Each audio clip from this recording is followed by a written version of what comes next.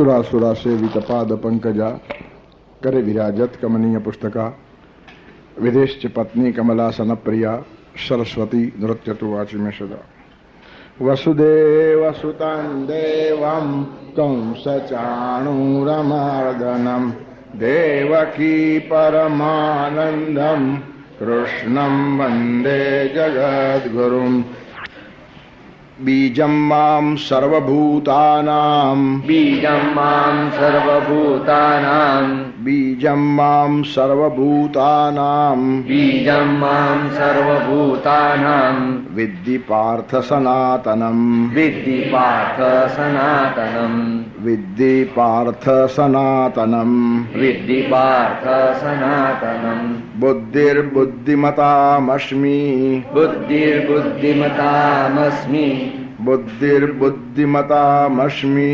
बुद्धिर्बुद्धिमतामस्मि तेजस्तेजस्विनामहम् तेजस्तेजस्विनामहम् तेजस्तेजस्विनामहम् तेजस्तेजस्विनामहम् પરમાત્મા પોતે જ પોતાનો પરિચય સંકેત અને ઇશારાથી આપે છે. જોકે ઘણું બધું અઘરું જ પડે છે એમને, કારણ કે આત્મપરિચય આપવો હંમેશા અઘરો છે. પરમાત્મા પોતાનો પરિચય આપતા હોય કે માણસ કોઈ પોતાનો પરિચય આપતો હોય, બહુ અઘરું પડે. સેલ્ફ ઇન્ટ્રોડક્શન અતિશય અઘરું કામ છે અને એ આપણું કલ્ચર પણ નથી, એ વેસ્ટર્ન કલ્ચર છે. પોતે જ માણસ પોતાની ઓળખાણ આપે એ પદ્ધતિ સારી નથી.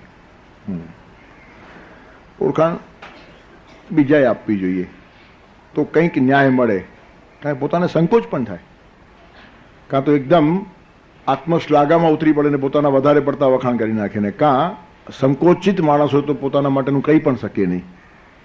પણ એ બધી વાતોને છોડીએ અને બહુ પરફેક્ટ માણસ કહેનાર હોય ને તો પણ શબ્દો હંમેશા ટૂંકા પડે છે. શબ્દો સસીમ છે અને પરમાત્મા અસીમ છે. જેને સીમા જ નહીં આવા પરમાત્માનું વર્ણન શબ્દોથી જ્યારે કરીએ ત્યારે શબ્દો હંમેશા એક પાંગળું સાધન છે. તેથી ભગવાન પોતે જ કહે છે કે આ ઇશારો છે, સંકેત છે. પણ આપણે સંકેતને જ પકડી લઈએ અને જ્યાં ઇંગિત કર્યું છે ભગવાને તેના તરફ જો ધ્યાન ન જાય તો ગૂંચવાઈ જઈએ. આ ચંદ્ર છે એમ કોઈ માણસ દેખાડે આંગળીથી તો એની આંગળીને જ ચંદ્ર સમજવાની ઘણા માણસો ભૂલ કરતા હોય છે. આ ચંદ્ર છે એટલે આ જ ચંદ્ર છે, પકડી દે. આ ચંદ્ર નથી, ચંદ્ર ત્યાં છે એટલે ત્યાં જોવું જોઈએ, પણ આપણે અહીંયા જ અટવાઈ જઈએ છીએ. તેથી માઇલસ્ટોનને મંજિલ સમજી લઈએ છીએ. પ્રત્યેક માઇલસ્ટોન આગળના પથની દિશા સૂચન કરે છે. એક એરો છે, હજી આગળ જાઓ, આગે બઢો એમ કહેવાવાળું માઇલસ્ટોન છે. પણ વચમાના પડાવને અને મુકામને જ મંજિલ માનીને ઘણા માણસો બેસી જાય અને પરિણામે કોઈ ત્યાં સુધી પહોંચતું નથી. ત્યારે આ બધા છે દ્વાર છે, ઇશારા છે, સંકેત છે. તેથી એ પહેલી જ વાત ભગવાને કબૂલ કરી છે કે આ ઇશારો છે, સંકેત છે. તેથી આત્મશ્લાઘા કરવી અઘરી છે, પોતાની ઓળખાણ આપવી પણ અઘરી છે. બીજો માણસ ઓળખાણ આપવા લાગે તો થોડો ઘણો ન્યાય આપી શકે, પણ તેમાં પત્તો ખાય નહીં. એનું કારણ છે અનંત પાસાઓ છે. એક વ્યક્તિનો પરિચય આપવો ને એ બી ખાવાના ખેલ નથી. એનું કારણ એક સંદર્ભથી આપણે એ વ્યક્તિને ઓળખીએ છીએ, બે સંદર્ભ ખબર નથી. એક માણસ વ્યાખ્યાન કરે છે, વ્યાખ્યાતાનો પરિચય આપવાનો પ્રસંગ આવે ત્યારે લોકો પરિચય આપે, પણ એ વ્યાખ્યાતા તરીકેનો પરિચય છે. પણ બાપ તરીકે માણસ કેવો છે, પતિ તરીકે માણસ કેવો છે, પુત્ર તરીકે માણસ કેવો છે, મિત્ર તરીકે માણસ કેવો છે, સામાજિક વ્યવહારમાં એ માણસ કેવો છે, બધા પાસા કોણ જુએ? એ કેવો પતિ છે તેની પત્નીને જ ખબર છે, બીજા ઓળખાણ આપનારને ખબર નથી. એ કેવો બાપ છે તે એના દીકરાને જ ખબર છે, એ કેવો દીકરો છે તેના બાપને જ ખબર છે. તેથી બધા જ પાટલી જાણનારા માણસો હોય ત્યારે દીકરા તરીકે કેવો છે તે બાપ કહી શકે, પણ બાકી સમાજમાં કેવો છે તે બાપને બી ખબર ન હોય. બાપ તરીકે કેવો તે દીકરાને કદાચ ખબર પડે, પણ બાકીની સાઈડ દીકરાને બી ખબર ન હોય. ત્યારે કહેવાનું તત્પર શું છે? સમગ્ર માણસને ઓળખવો આ અતિશય અઘરામાગરી વાત છે. અસંશયમ સમગ્રમ મામ યથા જ્ઞાસસી તત્શૃણુ. અહીંયા ભગવાન સમગ્રતાનો પરિચય આપવાનો પ્રયત્ન કરે છે, પણ એમાં પણ ઇશારાઓ જ કામ લાગે, સંકેત કામ લાગે. સંપૂર્ણપણે માણસ ઓળખાતો જ નથી. અને સર્વાંગીણ માણસ જ્યાં સુધી ખબર ન હોય ત્યાં સુધી બધી જ ઓળખાણો અધૂરી છે. પછી આપણને એમ લાગે કે આપણે તો આ માણસને આ રીતે ઓળખ્યા હતા અને આવો કેમ નહીં ગણું, કારણ બીજી સાઈડ આપણને ખબર નહીં હતી, આપણને એક જ સાઈડ ખબર હતી. દૂરથી આ માણસ સારો લાગે છે, પાસે આવ્યા પછી કેવો લાગશે તે ખબર ન હોય, પાસે આવે ત્યારે જ ખબર પડે. તેથી માણસ માટેનો તમારો મત બદલે એમાં આશ્ચર્ય નથી. પહેલા તમારો બાંધેલો મત હતો દૂરનો મત હતો. દૂરથી ડુંગર રળિયામણા, પાસે જાવ તો કેવા લાગે? ભયંકર લાગે. જે લોકો પહાડ પર ચડવા જાય તેને ખબર પડે ડુંગર કેવા છે તે. હાથ પગ છોલાઈ જાય અને હાડકાય ભાંગી જાય ક્યારેક. પણ દૂરથી જે વંદરાજી જોયું ખુશ થઈ જાય, હા હા શું ડુંગર છે. યુદ્ધની પણ વાર્તા બહુ સારી લાગે. લડાઈની વાર્તા કેવી હોય ને તો બધા લોક સાહિત્યકારો બહુ સરસ કે ડાયરામાં જાઓ આવી સરસ રીતે રજૂઆત કરે, પણ એ જ માણસને ઉપાડીને યુદ્ધમાં રાખો, ઊભી પૂછડીએ ભાગશે. તેથી યુદ્ધસ્ય વાર્તા રમ્યા, યુદ્ધની વાર્તા બહુ સારી લાગે. દુરસ્થા પર્વતા રમ્યા વેશ્યાચ મુખમંડને યુદ્ધસ્ય વાર્તા રમ્યા ત્રીણી રમ્યાની દૂરત. આ ત્રણ વાતો દૂરથી સારી લાગે. દુરસ્થા પર્વતા રમ્યા, પર્વત દૂર તો બહુ સારો લાગે. વેશ્યાચ મુખમંડને, ચહેરો જોઈને જ ખાલી વેશ્યા સારી લાગે, બહુ પાસે જવા જેવું નહીં. તેમ યુદ્ધસ્ય વાર્તા રમ્યા, યુદ્ધની પણ વાર્તા બહુ સરસ હોય, પણ યુદ્ધમાં જાય તને ખબર પડે કેટલી તકલીફ છે તે. તેથી પરિચય બદલતો જાય. ફલાણા માણસ માટે તમારો મત આવો હતો, હવે તમારો મત બદલાયો કેમ? પહેલા એને તટસ્થ માણસ તરીકે જોયો, હવે મિત્ર તરીકે જોયો, અને મિત્ર તરીકે સાવ નાલાયક છે. દૂરના માણસ તરીકે સારો હતો. તેથી માણસને ઓળખવો પણ અઘરો છે, તો પરમાત્માની ઓળખાણ કેટલી અઘરી હશે. તેથી પરિચય કોઈનો પણ મેળવવો અતિશય અઘરો છે. આપવો તો બહુ જ અઘરો છે, પણ આપણે આપ્યા જ કરીએ છીએ. એક સિસ્ટમ છે, પણ એ બધું ઉપર છલો પરિચય કહેવાય. એક ઈશારો છે, ઇંગિત છે. આ દ્રષ્ટિએ જોવાનો પ્રયત્ન કરો તો ઠીક છે, પણ પ્રત્યેક માણસે પોતે જ પરિચય મેળવવાનો હોય છે. એકનો પરિચય બીજાને કામ લાગતો નથી. તમને એક માણસમાં કંઈનું કંઈ દેખાતું હોય, બીજા માણસને કંઈ દેખાય નહીં. પ્રત્યેક માણસના જીવનમાં પોતાના ગુરુની એક ધારણા હોય છે, ને તે ગુરુ એને બહુ મોટો લાગતો હોય, લાગવો બી જોઈએ, કારણ એના કારણે વિકાસ થાય છે. પણ તમને તમારા ગુરુમાં પરમાત્મા દેખાતો હશે ને બીજા માણસને એમાં માણસ પણ નહીં દેખાતો હોય. કારણ બધાના ગુરુ અલગ છે ને. તમે જ્યારે તમારા ગુરુનું ડીમ વગાડતા હોય ત્યારે બીજા માણસો હસતા હોય કે બાલિશ છે શું આ માણસ, મને નકામો માણસ છે. તમને સર્વસ્વ લાગતો હોય, ત્યારે એક માણસને સર્વસ્વ લાગે તે બીજાને સાવ નકામો લાગે, અને એક માણસને નકામો લાગે તે બીજાને સર્વસ્વ લાગે. તેથી તમારી દ્રષ્ટિ કયા કલરથી રંગાઈ છે તેના ઉપર તમારા નિર્ણયો આવતા હોય છે. તટસ્થ મત આપવો અતિશય અઘરો છે. માણસને ઓળખવો અઘરો, એનો પરિચય આપવો અઘરો, દ્રષ્ટિમાં તટસ્થતા કેળવવી અઘરી, અને એક જ માણસના વિભિન્ન પાસાઓ જોવા પણ અઘરા જ છે. તેથી બહાર સારા દેખાતા માણસો ઘરમાં સારા ન પણ હોય. મા બાપને પીડા આપનારો માણસ હોસ્પિટલમાં બીજાઓની સેવા કરતો જ હોય, પણ એમાં શું છે? સારા માણસો એનું લેબલ લગાડવું છે અને ખરાબ રહેવું છે, સારા થવાની તૈયારી નથી. જો હોસ્પિટલમાં તું કોઈકના મા બાપની સેવા કરી શકે તો તારા મા બાપની કેમ નહીં કરી શકે? Charity begins at home. અને જે માણસ પોતાના મા બાપની સારી સેવા કરી શકતો નથી, એ બીજાની કરી શકશે એ વાતમાં માલ નથી. ઈગો પોષવા માટે જાય છે, જરા ઈગો હટ થયો કે તોફાન કરશે. તેથી હું બહુ ગામઠી કહેવત કહું, ઘરનો બાળ્યો ગામ બાળે, ઘરનો ઠાર્યો ગામ ઠારે. ઘરની અંદર જે માણસ વ્યવસ્થિત અને સારી રીતે રહી શકતો હશે, કુટુંબીજનોને પ્રેમ આપી શકતો હશે, તો જે વિશ્વ કુટુંબને પ્રેમ આપી શકશે. તેથી ઘર બાળીને તીર્થ ન થાય એમ જે ગામઠી ભાષામાં કહ્યું છે એની પાછળ અન્ડરસ્ટેન્ડિંગ આ છે કે તમે તમારી આસપાસના 2-5 માણસોને પ્રેમ નથી આપી શકતા અને વિશ્વ પ્રેમની વાતો કરો છો. પત્ની જોડે બનેલી અને વિશ્વ પ્રેમની વાત કરે, શું ફાયદો? હાસ્યાસ્પદ થઈ જાય, જોકર ગણા સમાજની અંદર. તેથી ચેરિટી બિગિન્સ એટ હોમ, આ બધી વાતો છે ને એનું મહત્વ બહુ જબરજસ્ત છે. ત્યારે માણસને ઓળખવો અતિશય અઘરો છે. પોતાની ઓળખાણ આપવી પણ અઘરી છે. માણસ પોતાના માટે બોલવા લાગે તો બેલેન્સ રહે નહીં. કાં ભલતા જ વખાણ કરી નાખે ને કાં સંકોચ કરે એટલે ઘણું છુપાઈ જાય, કહી શકાય નહીં. અને સારા માણસો સંકોચ જ કરતા હોય. એ તો કોઈ હલકો માણસ હોય જે પોતાના વખાણ ખૂબ કર્યા કરતો હોય. આત્મશ્લાઘા એ આપઘાત છે એમ શાસ્ત્રોમાં કહ્યું છે. પોતાના માટે પોતાને બોલવાનો પ્રસંગ આવે એ આત્મહત્યાનો પ્રસંગ છે એમ મહાભારતકાર કહે છે. તેથી સારા માણસો સંકોચ કરે એટલે પૂરી ઓળખાણ ન થાય, અને ખોટા માણસો વધારે વગાડતા હોય એટલે ખોટી ઓળખાણ થાય. હું ભલતો જ છું એમ કેટલાક માણસો રાત દિવસ કયા જ કરતા હોય અને હોય કશું જ નહીં. અને કેટલાક માણસો ખરેખર બહુ મોટા અને વ્યાપક પોતાના મોઢે કે જ નહીં, પરિણામે ખબર પડે નહીં. અને ભગવાનને તો બિલકુલ ખબર નહીં પડે. એટલે ભગવાનના ઉપર આ કપરી ફરજ આવી છે પોતાની ઓળખાણ આપવાની. એનું કારણ દુનિયામાં કોઈ ઓળખી જ શકે નહીં એને. બહુ જ છુપો રુસ્તમ છે આ માણસ. તેથી પરમાત્માનો પરિચય અતિશય કઠિન છે. પણ જ્યારે ભગવાન આપવાનો પ્રયત્ન કરે છે ને ત્યારે પણ આંગળીને ચંદ્ર સમજી લેવાની ભૂલ નહીં કરવાની. આ બધા માધ્યમ છે, ઇંગિત કરે છે કોઈ બીજી વસ્તુ તરફ. પણ અહીંયા તમે જરા જોશો તો આ તરફ દેખાશે એમ બતાવે છે. કંઈક ઝલક જોઈતી હોય, કઈ દિશા જોઈતી હોય, કેમ વિકાસ કરવો, તો એના માટેનો એક ઈશારો. और समझदार को इशारा काफी है. બધી જ વાતો કહી શકાતી નથી હોતી. ઈશારામાં ઘણું બધું સમજવાનું હોય. સમજે તે ડાયો, ન સમજે તે માં ડાયો. ત્યારે પરમાત્માએ બધા ઈશારાઓ જાત જાતના કરેલા છે.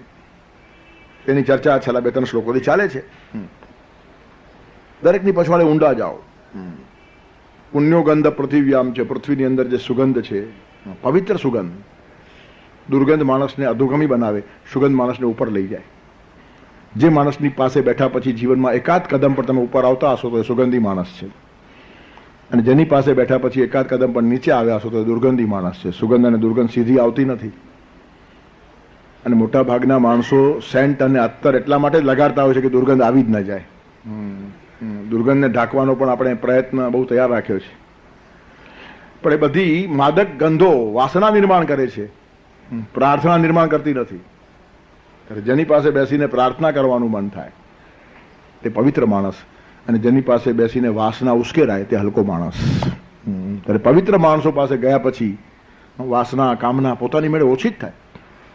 ધૂપ સળી અને અગરબત્તી બળે એ વાત જુદી, અને સિગરેટ બળે આ વાત જુદી. ત્યારે કેટલાક માણસોના જીવન સિગરેટ જેવા હોય, દુર્ગંધ જ ફેલાવ્યા કરતા હોય, પોતાની પણ તબિયત ખલાસ કરે અને સમાજમાં પોલ્યુશન ઊભું કરે. પછી પુણ્ય ગંધા કેટલાક માણસો પુણ્યશીલ હોય.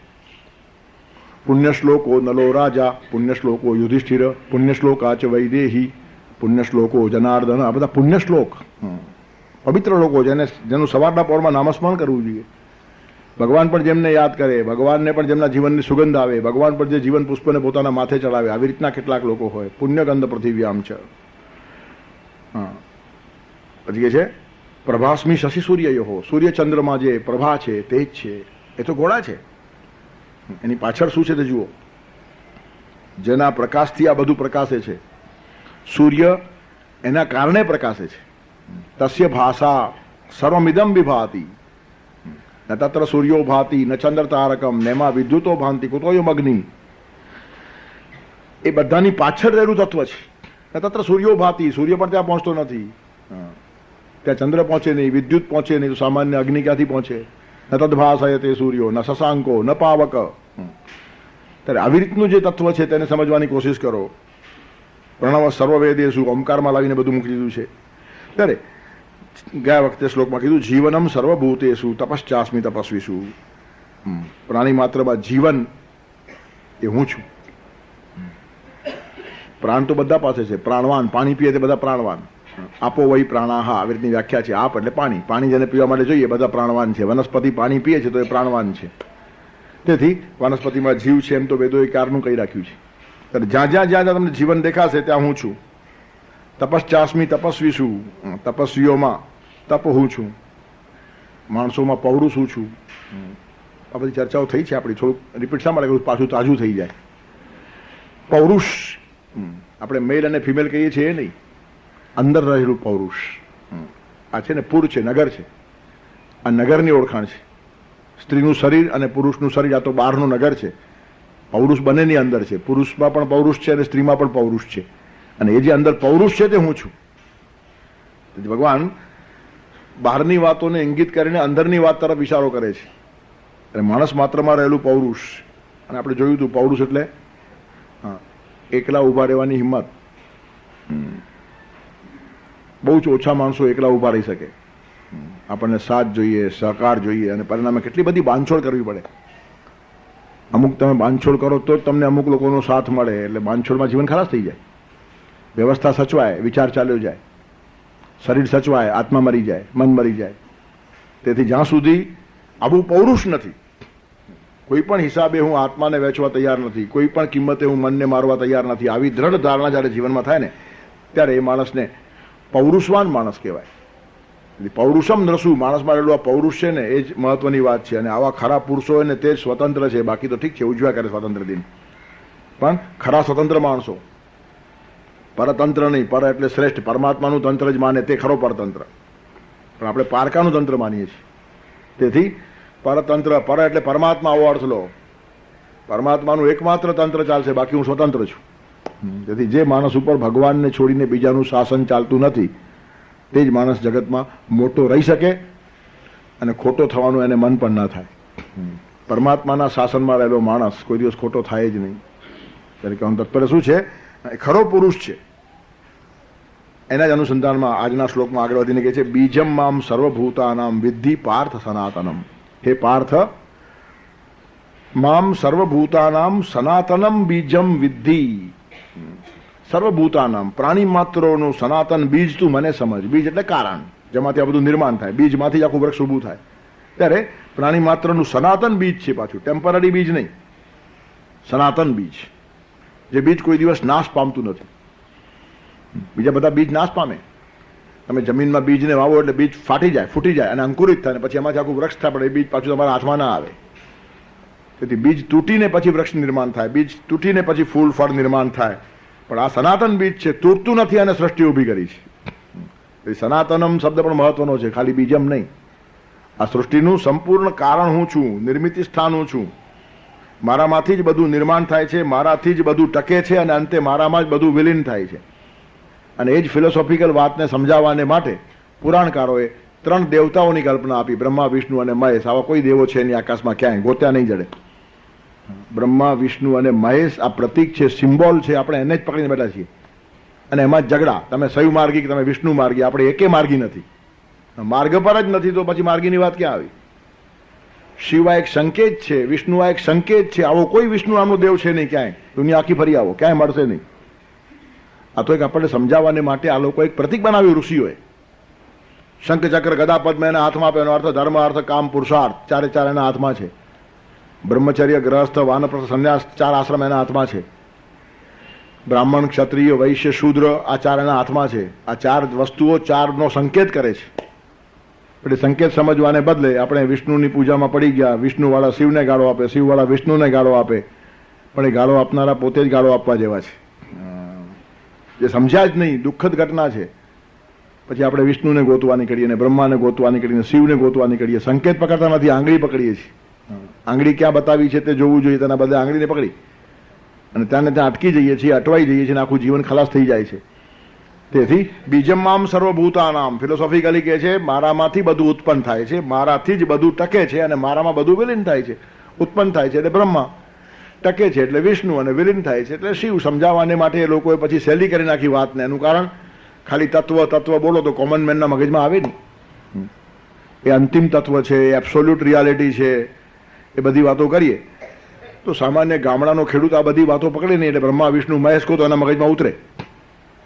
ત્યારે સામાન્ય ઓછી બુદ્ધિના માણસને સમજાવવાને માટે કરેલી વાતો એના કરતા આગળ બુદ્ધિમાનો પણ વધતા નથી. પુરાણથી આગળ જવાની આપણી હિંમત જ નથી. વેદૈ વિહીના તું પઠંતી શાસ્ત્રમ.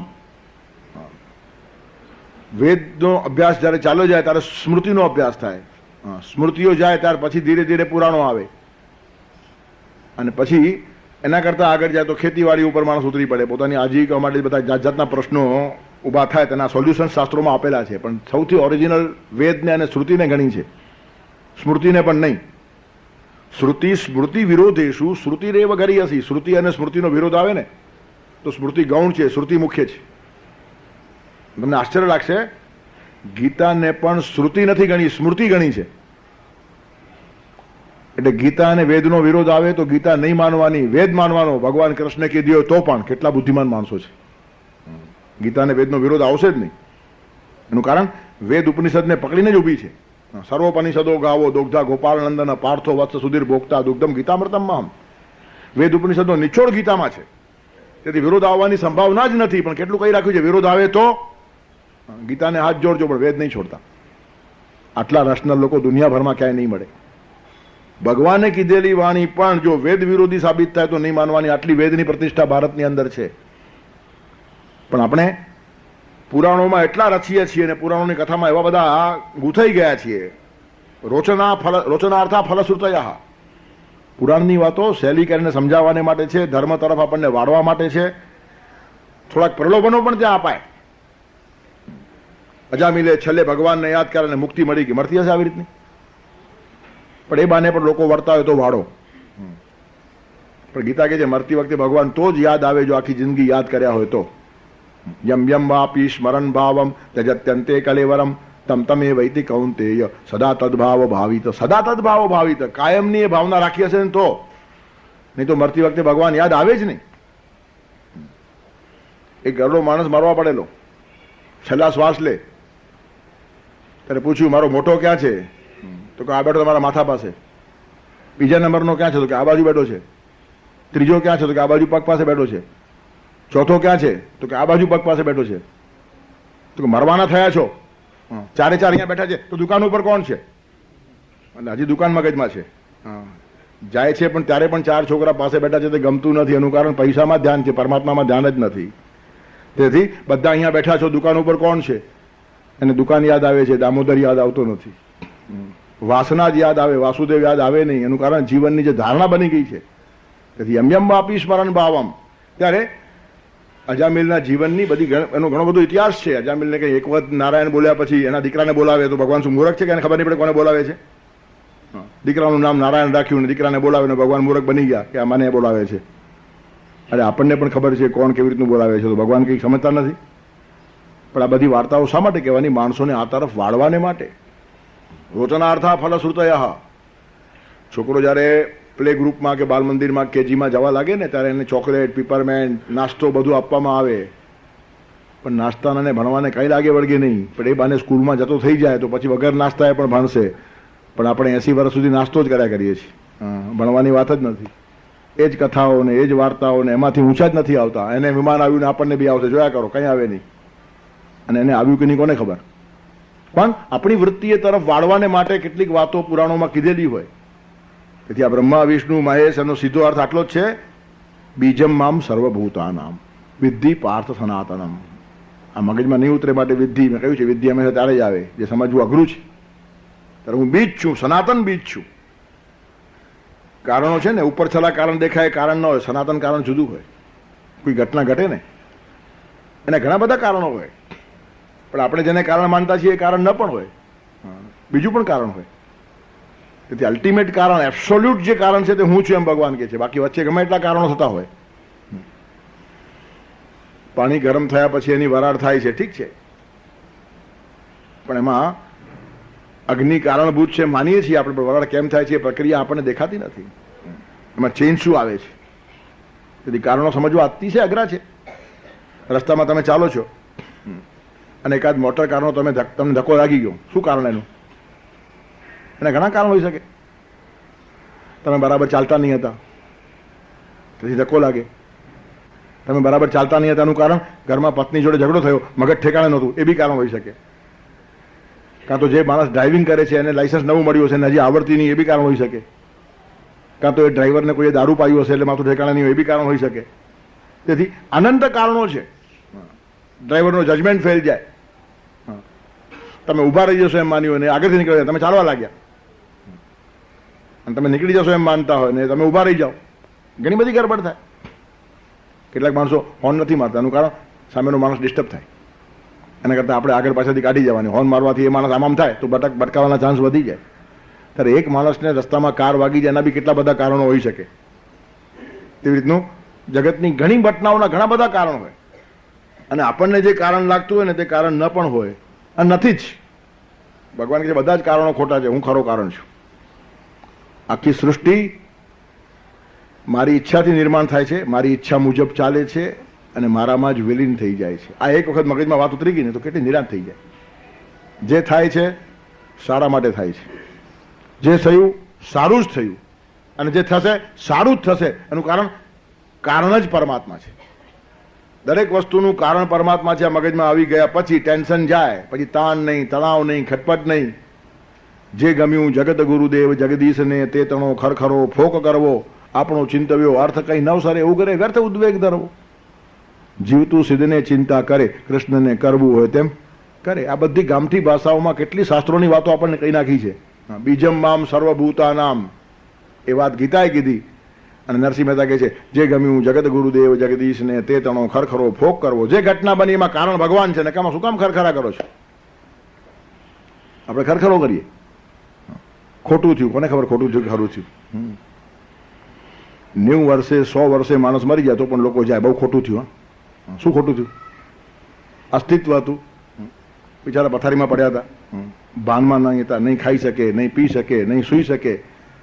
પણ હજી બાપા 10 વર્ષ બેઠા હોત તો સારું હતું, તને સારું હતું, અમે હેરાન થઈ ગયા હતા. હા, બોલે નહીં કોઈ મનમાં, પણ બાપા બિચારા છૂટ્યા. પણ આપણને શું છે, ખરખરા કરવાની પણ એક ફેશન છે. સારું છે, હવે બધી પ્રાર્થના સભાઓ થાય છે ને બધું બંધ થઈ ગયું, નહીં તો આવીને રડાવે ખોટું ખોટું. હવે કમસે કમ ભજનો તો ગાય છે. એટલે કહેવાનું તાત્પર્ય શું છે, શું ખોટું થયું ને શું ખરું થયું આપણને ખબર જ નથી પડતી, એ પરમાત્માને ખબર પડે છે. અને તેથી નરસિંહ મહેતા કીધું બધા ખરખરાઓ છોડી દો, જે ગમ્યું જગત ગુરુદેવ જગદીશને તે તણો ખરખરો ફોક કરવો, આપણો ચિંતવ્યો અર્થ કઈ નવસરે ઉગરે વ્યર્થ ઉદ્વેગ ધરવો, બીજમ મામ સર્વભૂતાનામ.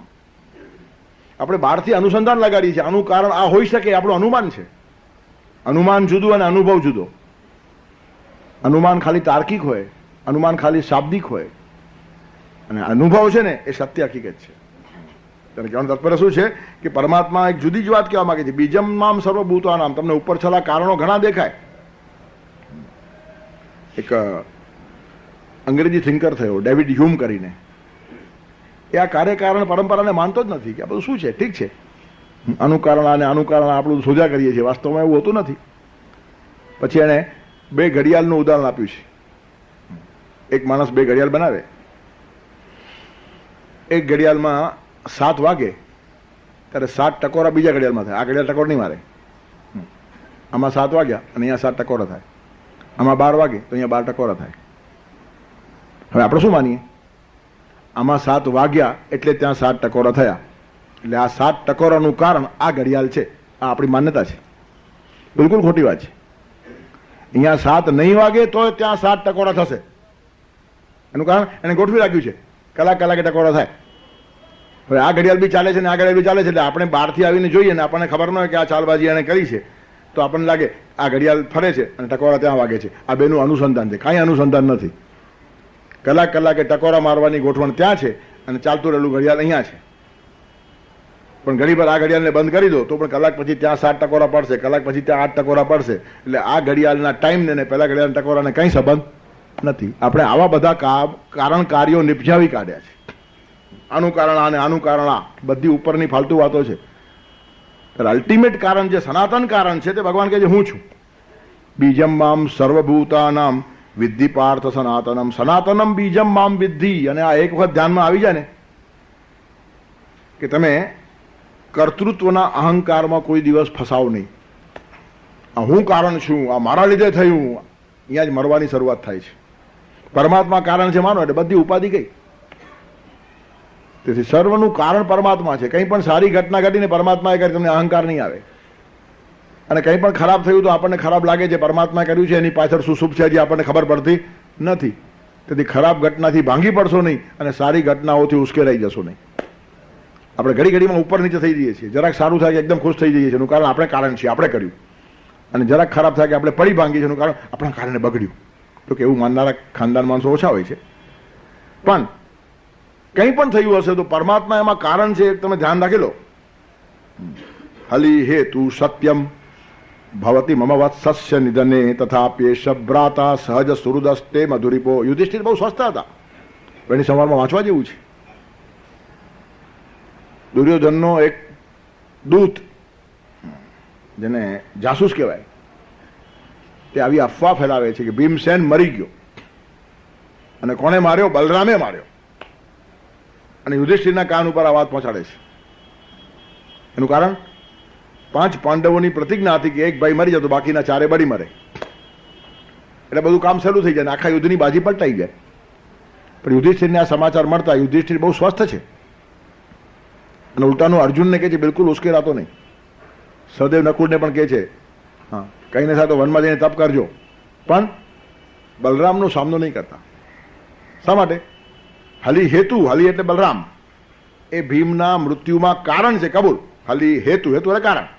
હલી હેતુ સત્યમ ભવતી મમ વત્સસ્ય નિધને. મારો વત્સ, મારો નાનો ભાઈ ભીમ છે, એને મારવામાં બલરામ કારણભૂત બની ગયા છે. પણ બલરામ ઉપર ક્રોધ નહીં કરતો. શા માટે? તથાપ્યેશ ભ્રાતા સહજ સુહૃદસ્તે મધુરીપો. ભગવાન કૃષ્ણ આપણા સખા છે, ભ્રાતા છે, અને એનો એ ભાઈ છે. એટલે કૃષ્ણની ઈચ્છા મુજબ બધું થાય છે. માટે બલરામ ઉપર બિલકુલ ક્રોધ આપણે કરવો નહીં. કૃષ્ણ માટે આપણો સાચો ભાવ હોય તો. આ યુધિષ્ઠિરને વાત સમજાઈ ગઈ. તેથી એ યુદ્ધમાં સ્થિર હતા, જરા પણ ડામાડોળ થયા નહીં. ત્યારે સ્વાસ્થ્ય જાળવવાને માટે પોતાનો અહંકાર જવો જોઈએ. હું કારણભૂત થયો, બીજો કારણભૂત થયો, કોઈના ઉપર આપણને રોષ નિર્માણ થાય, પણ જગતમાં બધું જ પરમાત્માની ઈચ્છાથી ઘટે છે. ઝાડ પરનું પાંદડું પણ પરમાત્માની ઈચ્છા વગર હલતું નથી. પણ એ સમજવાની ઊંડાણ આવવી જોઈએ. સમજણ ન હોય ને જો આ વાઘો પહેરેલે માણસ તો હેરાન થઈ જાય. તેથી આ બધા જ તત્વો બહુ સાચવીને સમજવા જેવા છે. અજગર કરે ને ચાકરી, પંછી કરે ને કામ, દાસ મલુકા યુ કહે સબકા દાતા રામ, એનો કેટલો ગેરઉપયોગ થયો છે. હવે ક્યાં દાસ મલુકા ને ક્યાં તું. પણ લલુકાઓ પણ મલુકાની ભાષા બોલે, જેને કશી ખબર નથી. અજગર કરે ને ચાકરી, પંછી કરે ને કામ, પણ એને ખબર છે ભગવાન બધું જ કરે છે, આપણી ધારણા નથી. આપણે તો કરીને નાસીપાસ થઈ ને ત્યારે પછી ભગવાન કરે છે એમ કહી દઈએ, ન છૂટકે. આરોપ નાખવા માટે ભગવાન રાખ્યો છે આપણે. સાચા અર્થમાં એને આપણે કારણ સમજતા નથી, નહીં તો આખી જીવનની ધારા જ બદલાઈ જાય. તેથી બીજમ્મામ સર્વભૂતાનામ વિદ્ધિ પાર્થ સનાતનમ, પ્રત્યેકમાં ભગવાન કારણ છે. આ જો ધ્યાનમાં આવી જાય ને તો ક્રોધ ચાલ્યો જાય. કોઈના ઉપર ક્રોધ નહીં આવે, અહંકાર પણ નહીં આવે, કારણ કે હું કારણ છું જ નહીં, મારાથી કશું થાય જ નહીં. બધું જ પરમાત્મા કરાવે છે, મને નિમિત્ત બનાવે છે. અને એ જ વાત ભગવાન અર્જુનને સમજાવવા માંગે છે કે તારા તીર ચલાવવાથી સામેના માણસો મરશે એમ તું હોય તો ભ્રાંતિ કાઢી નાખજે, અને તું તીર નહીં ચલાવે તો આ લોકો નહીં મરશે એ ભ્રાંતિ પણ કાઢી નાખજે. અને આગળ કહી જ નાખ્યું છે 11મા અધ્યાયમાં, ઋતેપી ત્વામ ન ભવિષ્યંતિ સર્વે, ઋતેપી તારા વગર પણ, ઋતેપી ત્વામ તું નહીં હોય ને તો પણ, ન ભવિષ્યંતિ સર્વે આ બધા ન ભવિષ્યંતિ રહેવાના ખરા થવાના છે. તું મારશે તો મરશે અને તું છોડશે તો બચશે. આ ભ્રાંતિમાંથી બહાર નીકળી જાય એનું કારણ એ રહેશે તો પણ મારી ઈચ્છાથી અને જશે તો પણ મારી ઈચ્છાથી. બીજમ્મામ સર્વભૂતાનામ વિદ્ધિ પાર્થ સનાતનમ. તેથી અંદરનું અનુસૂત અનુસંધાન ભગવાનનું ચાલે છે. અર્જુનની આખી સાયકોલોજી બદલવાની છે. વિચિત્ર સાયકોલોજીમાં અર્જુન પહેલા અધ્યાયમાં ફસાયો છે અને તેને સમજાવવાને માટે 700 શ્લોકની ગીતા ચાલતી રહેલી છે. અને તેની અંદર આ શ્લોકની અંદર ભગવાન પાછો એક ઇંગિત કરે છે, ઇશારો કરે છે કે જે કંઈ બને છે તેમાં બીજ કારણભૂત હું છું એ ધ્યાન રાખ. બીજમ્મામ સર્વભૂતાનામ વિદ્ધિ પાર્થ સનાતનમ. તારા બચાવવાથી ભીષ્મ અને દ્રોણ બચશે નહીં. અને તું એમ સમજતો હશે કે દુર્યોધન ને દુશાસન ને જયદ્રથ ને તું મારી શકશે તો મારી શકશે નહીં. તારા મારવાથી કોઈ મરશે નહીં, તારા બચાવવાથી કોઈ બચશે નહીં. બધાનું કારણ હું છું. તું માત્ર અહંકાર છોડીને નિમિત્ત બનીને તારું કામ કર. નિમિત્ત માત્ર બનવાનું છે, બાકી બધું જ કારણ પરમાત્મા છે. તેથી બીજમ્મામ સર્વભૂતાનામ વિદ્ધિ પાર્થ સનાતનમ. બુદ્ધિર બુદ્ધિમતામસ્મી, બુદ્ધિમાન માણસોમાં બુદ્ધિ હું છું. અને તેજસ્વી નામ અહમ, તેજસ્વીઓમાં તેજ હું છું. બુદ્ધિમાન માણસો ઘણા હોય, પણ બુદ્ધિમાનોમાં બુદ્ધિ હોય જ છે માંડી લેવાની ભૂલ કરવાની નહીં. બુદ્ધિમાનોમાં બુદ્ધિ તો જ હોય જો પરમાત્મા ભેગો વસ્યો હોય તો. એટલે પરમાત્મા વગરની બુદ્ધિ એ બુદ્ધિ જ નથી. બુદ્ધિર બુદ્ધિમતામસ્મી, બુદ્ધિમાન માણસ તે જ જેની બુદ્ધિમાં પરમાત્માનું અધિષ્ઠાન છે. ભગવાનને પકડીને ઊભી રહે ને તે બુદ્ધિ શ્રેષ્ઠ. હનુમાનની બુદ્ધિ શ્રેષ્ઠ. મનોજમ મારુતતુલ્ય વેગમ જીતેન્દ્રિયમ બુદ્ધિમતામ વરિષ્ઠમ વાતાત્મજમ વાનરયુથ મુખ્યમ શ્રી રામદૂતમ શરણમ પ્રપદ્યે. જેને બુદ્ધિ રામદૂત થઈને વાપરી. નહીં તો રાવણ પાસે ઓછી બુદ્ધિ હતી, પણ રાવણની બુદ્ધિમાં ભગવાન નથી. બુદ્ધિર બુદ્ધિમતામ અસ્તિ એટલે હનુમાનની બુદ્ધિમાં ભગવાન છે. જેની બુદ્ધિમાં ભગવાનનું અધિષ્ઠાન છે, જે ભગવાનની સેવિકા બની ગઈ તે બુદ્ધિ શ્રેષ્ઠ છે. તેથી ઈશ્વર સ્પર્શી જે બુદ્ધિ છે તે જ ભગવાનનું સ્વરૂપ છે, તે ભગવાનની વિભૂતિ છે. બાકી તો ખાલી ઇન્ફોર્મેશન છે, બહારનું જ્ઞાન છે, જ્ઞાનનો સંગ્રહ છે. જ્ઞાનનો સંગ્રહ એટલે બુદ્ધિ નહીં. એકાદ માણસ પ્રયત્ન કરે તો સંગ્રહ થઈ જાય, એમાં શું છે? 2-5 હજાર શ્લોક માણસ મોઢે કરી શકે બચપણથી જો ગોખતો જાય. એક શ્લોક રોજ તમે ગોખો, રમત વાત છે. ગીતા ગોખવી બિલકુલ અઘરી નથી. રોજનો એક જ શ્લોક કરો, 2 વર્ષમાં ગીતા મોઢે. 2 જ વર્ષ. અને વધારે ટાઈમ આપવાની જરૂર નથી. તમે જમવા બેસો ને, એ થાળી પીરસવા 5 મિનિટ લાગે એટલી વાર ખાલી ગીતાનો એક શ્લોક બોલ્યા કરો. 5 મિનિટમાં એક શ્લોક 20 વખત બોલાય છે. 15મો અધ્યાય બોલતા 5 મિનિટ લાગે છે. બોલી જોજો ઘડિયાળ જોઈને. તો 20 શ્લોક જો 5 મિનિટમાં બોલાય તો એક શ્લોક 20 વખત 5 મિનિટમાં બોલાય. હવે સવારના તમે જમતી વખતે 5 મિનિટ થાળી પીરસાય ત્યારે એક શ્લોક બોલો 15-20 વખત, અને સાંજે જમતી વખતે બોલો તો 40 વખત બોલ્યા પછી શ્લોક યાદ ન રહે એવો બુદ્ધુ તો કોક જ હોય. ત્યારે વધારે ટાઈમ આપ્યા વગર ખાલી સવાર સાંજ જમતી વખતે 5-5 મિનિટ માણસ જો આપે તો 2 વર્ષમાં આખી ગીતા એને મુખપાઠ થઈ જાય. અને એ ક્રમ છોડે નહીં અને જિંદગીભર ચાલુ રાખે તો હજારો શ્લોકો એક માણસને આવડે. એનો અર્થ એ નહીં કે જ્ઞાની થઈ ગયો છે, એની પાસે જ્ઞાનનો સંગ્રહ થઈ ગયો. જ્ઞાનનો સંગ્રહ કરવો જુદો અને જ્ઞાની થવું જુદું. તેથી આજે જે બધા બુદ્ધિમાનો આપણે દેખાય છે ને એમની પાસે ઇન્ફોર્મેશનનો સંગ્રહ છે, જાણકારી છે, માહિતી છે, સ્મૃતિ છે, પણ એમાંથી જે નિપજવો જોઈએ તે નિપજતું નથી. એક રાજાનો દીકરો બહુ મૂર્ખો હતો, બુદ્ધુ. ઘણા લોકોએ મહેનત કરી પણ કઈ એને કોઈ શીખવી શકે નહીં. પછી કેટલાક વિદ્વાનોએ કીધું કે અહીંયા એનું વર્ચસ્વ છે, અમે બધા નાના પડીએ એનું કારણ અમને રાજકુમાર લાગે, તમારો દીકરો અમે કંઈ કહી શકીએ નહીં, તો એને કંઈ બહાર મોકલાવો. આપણે કહીએ ને પારકીમાં કાન વીંધે. તેથી બીજા દેશમાં મોકલાવો ત્યાં એના માટે કોઈ અહોભાવ કે ભાવ નહીં હોય, ત્યારે એને પછી એ લોકો ટ્રેનિંગ આપી શકશે. મોકલાવ્યો, 5-7 વર્ષ બહાર રહીને પાછો આવ્યો, ઘણું બધું જ્ઞાન મેળવી આવ્યો, પુષ્કળ ઇન્ફોર્મેશન એની પાસે. બધા જ શાસ્ત્રો ભણ્યા, એને જાત જાતના શાસ્ત્રો ભણ્યા, જ્યોતિષ શાસ્ત્ર સુધા ભણી નાખ્યું. ભૂતકાળ કહી શકે, વર્તમાન કહી શકે, કોઈનું ભવિષ્ય પણ કહી શકે. ત્યારે ઘણા લોકો પરીક્ષા કરતા ખુશ થઈ ગયા કે આ તો બહુ જ્ઞાની થઈ ગયો, બહુ વિદ્વાન થઈ ગયો, આપણે ધારણો તો આવું થઈ ગયો. 5-7 વર્ષમાં આટલું બધું મેળવીને આવ્યો. પછી એક વૃદ્ધ માણસ ત્યાં આવ્યો કે તેને બહુ જ્ઞાન થયું કે હા પુષ્કળ થયું, ત્યાં બધા લોકો મને ખૂબ ભણાવ્યો છે. શું કહી શકે? બધું કહી શકું કે અનાગત કહી શકું, આગત કહી શકું, અદૃશ્ય વાતો કહી શકું.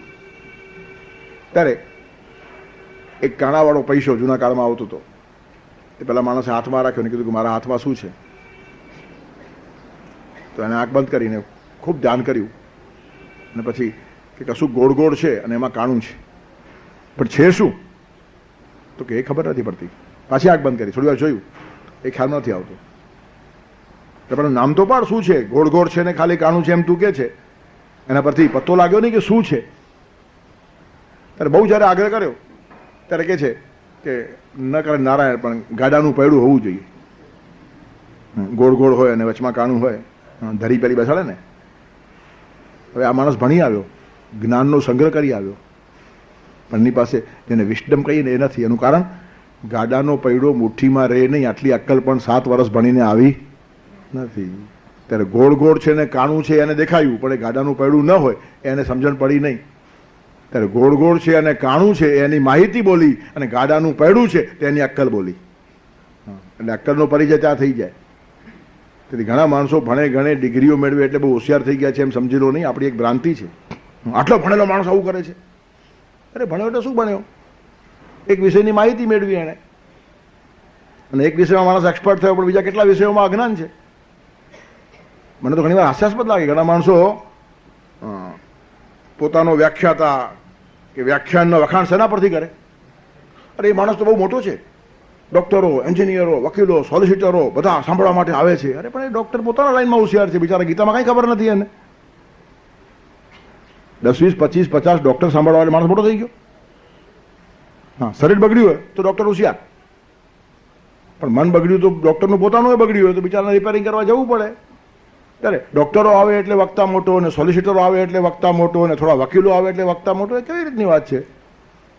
પણ આવી 42 વાતો સમાજમાં ચાલતી હોય. અમારા ગુરુજી બહુ મોટા, એનું કારણ સોલિસિટરો સાંભળવા આવે છે, બેરિસ્ટરો સાંભળવા આવે છે, ડોક્ટરો સાંભળવા આવે. એમાં શું છે? બધું ઇન્ફોર્મેશન છે. જીવન સ્પર્શી વાતો છે ને બધી જુદી છે, અને જેને જીવન સ્પર્શે ને એને આવી વાતો કરવાનું મન પણ ના થાય. કોણ આવે છે ને કોણ જાય છે એની ચિંતા શું કામ કરવાની? આવે તો આવે, ના આવે તો ના આવે, જાય તો જાય, એમાં શું છે? સાગર પાસે ઘણી નદીઓ આવે છે, પણ એકાદ નદી ના આવે તો સાગર કોઈ પૂછવા જાય તો કેમ નહીં આવ્યો? એનું કારણ કોઈને પકડવા જ નથી. ઘણા વક્તાઓ ખાસ ધ્યાન રાખે ને પાછું કૌતુક કરે. અમારા ગુરુજીને તો 10 વર્ષ પહેલા મળ્યો ને એનું નામ પણ યાદ રહે. શું કામ રહે? પણ કારણ છે નામ ભગવાનનું યાદ રાખે ભાઈ. કઈ ધંધો કરવો છે કે બધા નામ યાદ રાખવા પડે? ક્લાયન્ટના યાદ હોય ને, ક્લાયન્ટના નામો યાદ રાખવા પડે જેને ધંધો કરવો છે. ત્યારે વધારે નામો જે માણસ યાદ રાખી શકતો છે વધારે જ્ઞાની નથી, અને ધંધો બહુ સારો કરવો છે.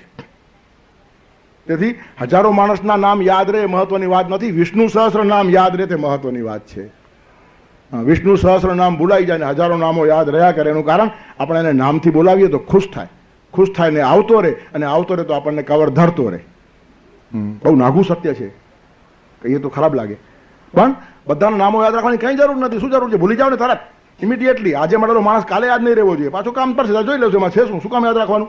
આ બધી ગીર્દી અને બોજો છે માથા ઉપરનો, ત્રાસ છે ભગવાનને. હું તો બહુ પ્રામાણિકતાથી કહું, મને કોઈનું નામ યાદ નથી રહેતું. માણસો મૂંઝાય, મને કે ઓળખે આવે, શું કહું? ના પાડું તો ખરાબ લાગે, અને હા પાડું તો કે બોલો જોઈએ કોણ છું, બીજી ઉપાધિ. અરે ભાઈ કંઈ છોડ ને, તું તને ઓળખું મને ઓળખું ને આપણે બધા ભગવાનને ઓળખીએ, મોટી વાત છે. હા, નકામો એ બધો કચરો મગજમાં રાખીને કામ શું છે? પણ લોકો આનું કૌતુક કરે, ગૌરવ લાગે. એનું કારણ ધર્મ જીવનમાં નથી આવ્યો, ધંધો જીવનમાં આવ્યો છે. વકીલોને પોતાની બધી ફાઇલો યાદ હોય, ડોક્ટર પણ દરેક દર્દીની ફાઇલ રાખે, જેની પાસે ફાઇલ હોય તે ફેમિલી ડોક્ટર એની પાસે જાય. તેવી રીતના કેટલાક ફેમિલી ગુરુઓ થઈ જાય. આ ધંધો નથી, આ ધર્મ છે. તેથી બધાએ પરમાત્માને યાદ રાખવાના, એક જ નામ યાદ રાખવા જોઈએ, કે બધા નામ ભૂલી જવાના. શું યાદ? આપણું નામ બી ખોટું છે, કોઈએ પાડ્યું છે ને પાછું રહેવાનું નથી. ગયા જન્મે આપણું આ નામ નહોતું ને આવતા જન્મે આ નામ નથી રહેવાનું, તો આપણું નામ પણ જ્યાં ભૂલવાની જરૂર છે ત્યાં દુનિયાભરના નામ યાદ રાખવાની જરૂર શું છે? પણ પોતાના ગુરુના વખાણ ચેલાઓ આવી રીતે કરે. 10 વર્ષ પહેલા અમારા ગુરુને પેલા ભાઈ મળે ને આજે આવ્યા તો એને નામથી બોલાવ્યા. ઠીક છે, સારો ધંધો કરવો છે એને. એટલે કહેવાનું તત્પર શું છે? ભલતી જ વાતો ફસાઈ દઈએ છે. આ બુદ્ધિ નથી, આ સંગ્રહ છે. સંગ્રહ એ જ્ઞાન નથી. તેથી કાણાવાળું ને ગોળ કંઈક છે એ સંગ્રહ છે, અને પછી ગાડાનું પડ્યું છે એમાં એની અક્કલ દેખાઈ ગઈ કે મુઠ્ઠીમાં ગાડાનું પડ્યું ન હોય, આટલી બી ખબર નથી પડતી એને. એટલે બધા સમજી ગયા કે આ શું ભણી આવ્યો 7 વર્ષ સુધી. ત્યાંથી 2-5 ડિગ્રીઓ મળી એટલે માણસ મોટો નહીં. હું અમે તો એક દ્રષ્ટાંત આપું છું, અહીંયા મેં આપ્યો હશે. એક પ્રોફેસર એકવાર ટ્રેનમાં પ્રવાસ કરતા હતા, અમદાવાદથી મુંબઈ આવતા હશે ને, ગાડી સ્ટાર્ટ થઈ, ખેડૂત દોડતો આવ્યો ને ચડ્યો ગાડીમાં, ફર્સ્ટ ક્લાસ ડબ્બામાં. પ્રોફેસરને બહુ ખરાબ લાગ્યું, ડબ્બામાં એકલા હતા, જૂનો કાર, તો બહુ ગીર્દી હોય નહીં. અને આ મેલો ગયેલો માણસ આવો ચડ્યો ફર્સ્ટ ક્લાસમાં, એટલે આમ જરા તિરસ્કારથી એની સામે જોયું. ત્યારે પેલો ખેડૂત કહે છે કે તમે જયા છો તે સાહેબ, પણ તિરસ્કાર શું કામ જોવો છો? મારા કપડાં ભલે મેલા ગયેલા હશે, પણ વગર ટિકિટનો માણસ નથી. જો આ રહી ફર્સ્ટ ક્લાસની ટિકિટ. ખેડૂત છું, ખેતી કરું છું, પૈસા ભગવાન સારા આપે છે, અને મુસાફરી હંમેશા ફર્સ્ટ ક્લાસમાં જ કરું છું. ત્યારે પછી બોલવા જેવું રહ્યું નહીં, ટિકિટ છે હાથમાં, પછી શું બોલાય? પણ આવા માણસ જોડે વાત કોણ કરે? તેથી પોતે વાંચતા બેઠા, બારીની બહાર જોતા બેઠા. પણ હવે લાંબો પ્રવાસ 9-10 કલાક કાઢવાના, ત્યારે બારીની બહાર જોઈને બી કંટાળ્યા, અને ચોપડી વાંચીને બી કંટાળ્યા, અને ડબ્બામાં બીજો માણસ જ નહીં આને છોડીને. વાત કરવી હોય તો આ જ માણસ. ત્યારે કે ચાલે એ ખેડૂત અહીંયા આવો, જાઓ આપણે વાત કરીએ. તો નથી કરવી મારે, જાઓ. તમે મારો તિરસ્કાર કરો ને મારી સામે ગમે તેમ જુઓ તો હું નવરો છું વાત કરવા માટે? એમ કે ના હવે જે થયું એ થયું, તું બેસને આપણે વાતો કરીને ટાઈમ કેમ પાસ થશે? તો કે ટાઈમ પાસ કરવાનો પ્રશ્ન તમને ભણેલા હોય ને અમને ન હોય. અમે તો ખેતરમાં મજૂરી કરીએ, એવા થાક્યા હોઈએ ને, હમણાં ઉપરની સીટ ઉપર સૂઈ ગયો ને સીધું બોરીવાલી આવશે. હા, સમય કેમ જાય તે પંચાયત અમને હોતી જ નથી. આ 800 માણસોને પંચાયત હોય. ત્યારે કે ઠીક છે, પણ વાત કર, મારા માટે વાત કર, મારો ટાઈમ પાસ થાય. તો તમારી જોડે વાત કરીને ફાયદો શું? પ્રોફેસરને એમ થયું ફાયદા વગર વાત કરવા બી તૈયાર નથી આ માણસ. તો ફાયદો થાય તો વાત કરે તો કરું. તો ચાલો આપણે શરત લગાડીએ, તું મને એક પ્રશ્ન પૂછ, એનો જવાબ જો હું ના આપી શકું તો તને 5 રૂપિયા આપીશ, અને હું તને પ્રશ્ન પૂછું તને જવાબ ના આવે તારે 5 રૂપિયા આપવાના. બસ, હવે તો ફાયદો છે ને? તો પ્રોફેસર સાહેબ તમે ભણેલા ખરા પણ અડધા. કેમ? તો હું સાવ અભણ, બળદના પૂછડા મરણનારો, અને તમે આટલા મોટા કોલેજોમાં લેક્ચર આપનારા, આટલા મોટા પ્રોફેસર. આપણા બેયની કિંમત સરખી 5 રૂપિયા છે. હા, કંઈક તો વિચાર કરો. તમારો ભાવ જરા ઊંચો હોવો જોઈએ. પ્રોફેસરને એમ થયું કે આપણે ક્યાં દેવા છે, લેવા જ છે ને ખાલી, એ શું જવાબ આપવાનો હતો? તો કે જા, મારા પ્રશ્નનો જવાબ તને નહીં આવડે તારે 5 રૂપિયા દેવાના, પણ તારા પ્રશ્નનો જવાબ મને નહીં આવડે તો હું 10 રૂપિયા આપીશ. જા, હવે તમે ખરા, હવે ભણેલા બરાબર, કંઈક તો કિંમત તમારી વધારે હોવી જોઈએ ને. પછી પ્રોફેસર કહે ચાલ તને પહેલો ચાન્સ આપું, પહેલો પ્રશ્ન તું પૂછ, અભણ છે એટલા માટે. ખેડૂત કે મને આ થોથા બોથા વાંચતા આવડતા નથી, હું તો ખેડૂત માણસ છું, પશુ પક્ષીઓ જોડે રમતો હું, તો એવા પ્રાણીનું મને નામ આપો. એવું કયું પ્રાણી જેને 4 આંખ છે, 2 નહીં, 8 હાથ છે અને 20 પગ છે, એવા પ્રાણીનું નામ કહો. પ્રોફેસર મૂંઝાઈ ગયા, ખૂબ માથું ખંજવાર્યું. બાલ મંદિરમાં બેઠા સ્કૂલમાં ત્યારથી માંડીને MA PhD થયા ત્યાં સુધીના બધા ગ્રંથો મગજમાંથી ગયા, પણ આવું પ્રાણી ક્યાંય વચ્ચે આડું આવ્યું નહીં. ઠંડીના દિવસોમાં પસીનો થઈ ગયો, પણ અડધા કલાક પછી હાથ જોડ્યા કે ભાઈ મને એ પ્રાણીનું નામ મળતું નથી, તો કાંઈ વાંધો નહીં, 10 રૂપિયા આપી દીધા પ્રોફેસરે. હવે પ્રોફેસરનો વારો આવ્યો. પ્રોફેસરને એમ થયું પ્રશ્નો તો ઘણા છે, એવા પ્રશ્નો પૂછીશ કે પ્રશ્ન પણ એને ખબર નહીં પડે જવાબ શું આપે. પણ આ પ્રશ્ન બહુ ભયંકર હતો. આવો જ અનાડી બીજો મળી જાય ને પાછો પૂછે તો આપણને ના આવડે એવું નહીં થવું જોઈએ, ત્યારે એનો જવાબ આપણે એને જ પૂછી લઈએ. એ પ્રોફેસર કહે છે હું પણ તને એ જ પ્રશ્ન પૂછું છે તે પૂછ્યો છે, બોલ. જેને 4 આંખ છે, 8 હાથ છે ને 20 પગ છે એવું પ્રાણી કયું, હવે તું જ કહી નાખ. તો કે સાહેબ એ તો મને પણ નથી આવડતું, લઈ લો 5 રૂપિયા. હવે કયો માણસ બુદ્ધિમાન હતો બેમાંથી? આ ભલે ગમે એટલો ડાયો હતો, પણ વિશડમ જેને કહીએ તે પેલા પાસે હતી, નોલેજ ખાલી આની પાસે હતું. ત્યારે નોલેજ જુદું અને વિશડમ જુદી, જેને આપણે કોઠાસૂઝ કહીએ છીએ, સમજદારી કહીએ છીએ, અનુભૂતિ કહીએ છીએ. અને ત્યાર પછી એ ખેડૂત પાછો કહે છે સાહેબ બીજો પ્રશ્ન પૂછું? પ્રોફેસરે ના પાડી. એ સમજી ગયા કે મુંબઈ સુધી આવું જ કરશે, ઉટપટાંગ પ્રશ્નો પૂછશે, 10 લેશે ને 5 આપશે, 10 લેશે ને 5 આપશે, હા સાફ કરી નાખશે મુંબઈ સુધીમાં. તેથી એક પ્રોફેસરને પણ ખેડૂતે મૂર્ખ સાબિત કરી નાખ્યા. ત્યારે બુદ્ધિ કોઈના બાપની નથી.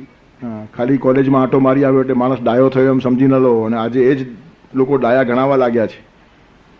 પરિણામે રાષ્ટ્રનું પતન થયું છે.